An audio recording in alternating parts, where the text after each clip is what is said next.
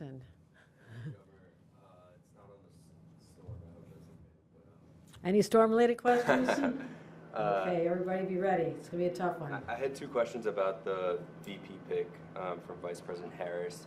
First of all, I wanted to know what it was like serving in the House with Governor Walz, if you have any memories or what that was like.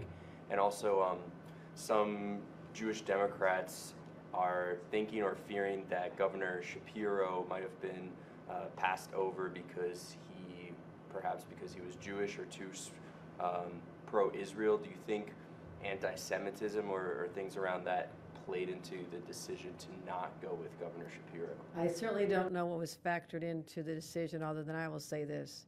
We have such an outstanding bench in the Democratic Party. I'm sure it was a difficult decision because everybody had so much to offer, very diverse candidates.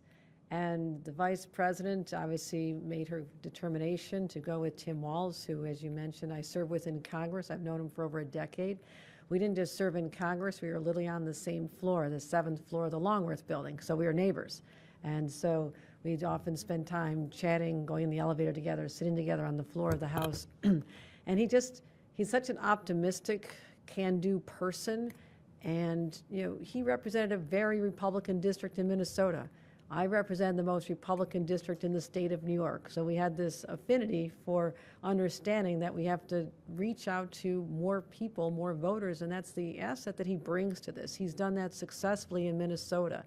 And so he has a progressive heart. He wants to continue focusing on families and supporting the labor community and making sure we have protections. Reproductive rights are so important to all of us, but he has leaned into this in a Republican-leaning area.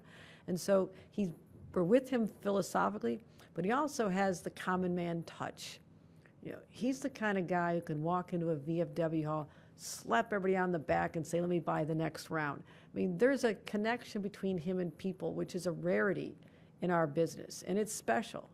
I try to employ that and try to go out there and see people where they are, the farms, the rural areas, and let people know that there's no part of our country or our state that it has been left behind.